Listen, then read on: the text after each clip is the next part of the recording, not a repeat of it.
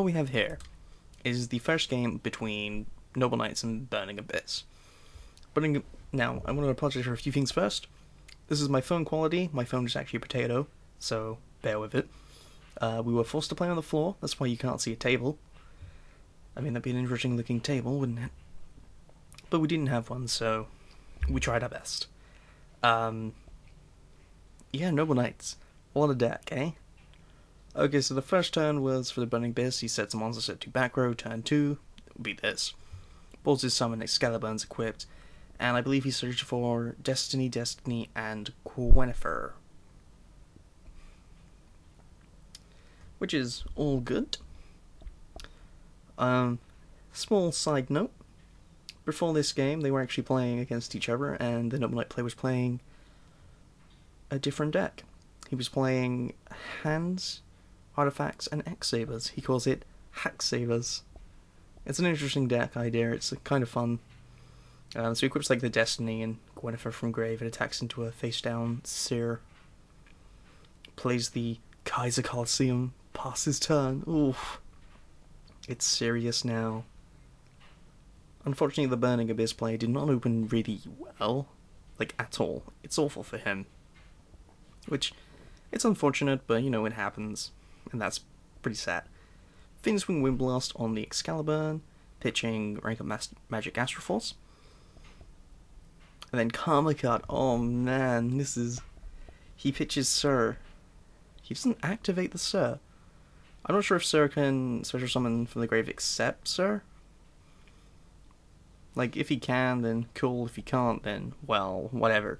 Like, he's not really going to win this one anyway. He's not got much of a hand, but he's not drawn really well.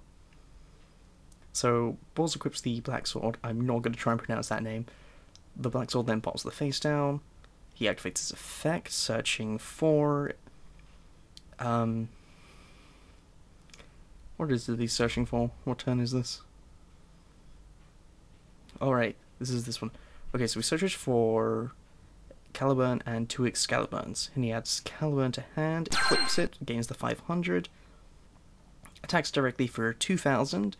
I put the damage in about now? Yep, now. Because they were questioning like how much attack it really has. It's 17 plus the 3 from Gwen, plus 5 minus 5. So, yeah. The black, he doesn't attack right there. That's actually just me saying, can you just like gesture towards attacks. And then that's game 1, and we'll just be entering game 2 in a moment. So we are back with game 2, and everything's kind of interesting now. So you see like the 1 counter right by the 8,000 for the Noble Knights. That's actually, if you can't tell, to score. So he's currently like 1-0. I didn't feel it was necessary to put a 0 next to the Burning Abyss player just to show he's got nothing, which is fair enough, I believe. So we see the typical set monster set back row. The Drystan is summoned, but poor Barbara Drystan getting bottomless for being too much high in attack. So the Burning Abyss player draws for his turn, and he's like, what am I doing? What do I do? Ooh. He's got that set card. What could it be? He doesn't know. He summons a tour guide, activates the effect, and the Noble Knight guy is like, well, let's Vather that. Oh, the Vather is like a very devastating thing. So we see like the tour guide, like attack. It's interesting. I can hear like the audio, the original audio from the background, but that's not going to be included in this, as you can tell already, because it's not there. So here we see the second Barbara Drystan. The Gwynnifer is equipped, and Drystan's effect destroys tour guide. So he attacks the face down Scram. No, that's Graf. My mistake, guys. That's Graffa. Graffa of the Burning Abyss. Yeah. That's Graf, which special summons Scram from the deck, which I find is kind of interesting. He gets to search for tour guide when it goes away, which is pretty fine, really. So for his turn, he tributes it and summons Riser. Interesting to take Riser over Caius, actually. Riser sends Drystan to the top of the deck and then attacks directly.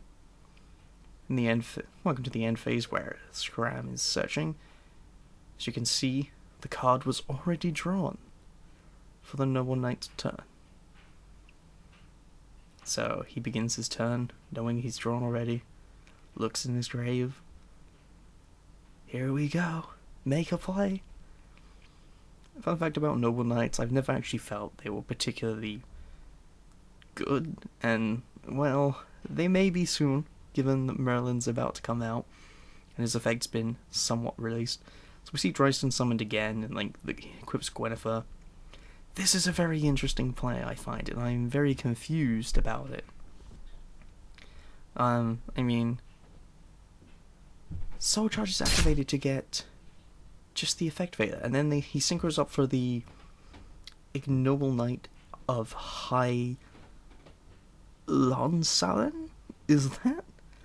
If I'm butchering the names of these, it's because I don't see Noble Knights often, I don't play against them often. Like, I've never played them, really. I felt the deck was pretty, I have one monster. If you have Grandma, I can't win. If you're playing Spellbooks, I can't win. But this Synchro Noble Knight can actually special equip, I suppose. It equips something from the deck. And here we see Grandma. Look at that. Look at that. If you didn't see it, I'm not going to slow it down, but just go back a couple seconds or something. He put the Synchro monster back into the extra deck, and then put the Noble Arms of Destiny into his hand. Here we see a Foolish Burial. But the Noble... Bear that in mind, like, it's in his hand now, the Noble Arms of Destiny. I want to explain that that's not actually, like, a deliberate move on his part. Like, it's been a long day.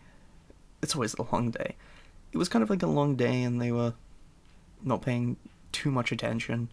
And there were other people in the room, and everyone's just, like, talking and stuff. So, what did he... Foolish Burial? Where is it? I can't figure out where they are. Okay, he Foolish Burial to search a special summon Scram. Okay. So in this turn we see the Madrot being summoned and the Destiny which he put back in his hand from that Grand Mole attack. Oh! That's being equipped. How annoying is that? Can you imagine if, like, they picked up on the Destiny being added?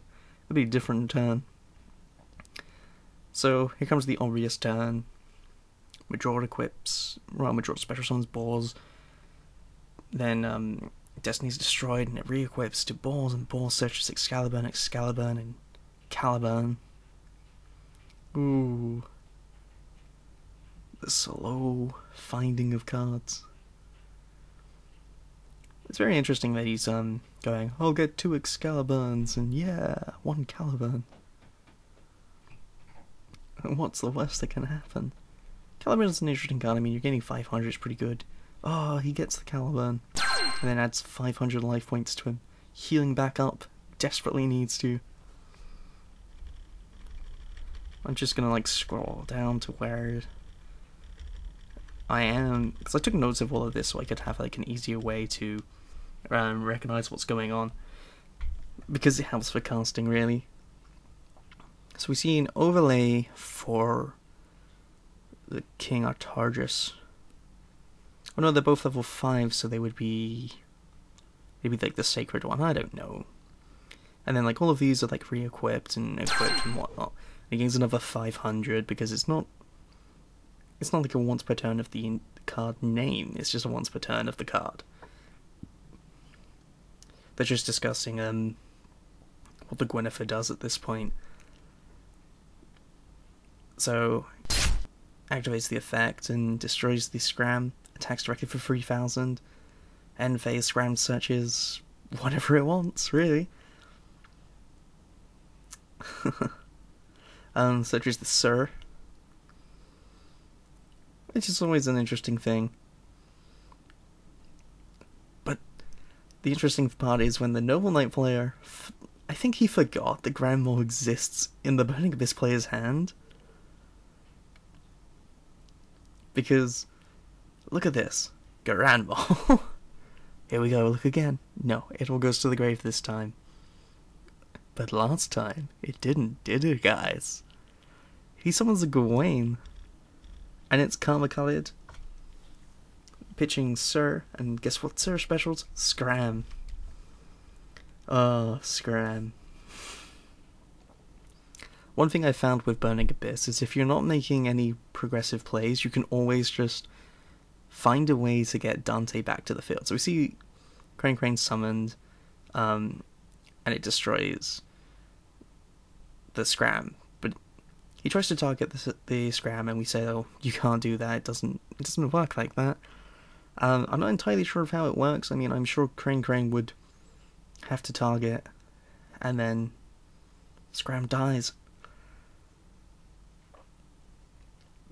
Like, the issue is basically when does Scram die in the entire thing. It can't, like, it doesn't start a chain. It just happens. So, you know, it's an inherent death, I guess. So maybe, like, the rules of Segok apply, like, it goes into a chain, which seems very likely. Which is very likely, like, Segok would happen, like, you know, Chain Link 1, whatever you want, like, Crane, Chain Link 2, Scram, like, if that happens, then it's, you know, because, like, I kind of guess, like, if you summon Crane and then just, like, Scram's just like, bam, I'm dead, like, wouldn't that make Crane miss timing? I don't know, guys. So I think, like, maybe the Segok thing where it's all goes, it's on a chain, right? So he gets out the Sir, and then I think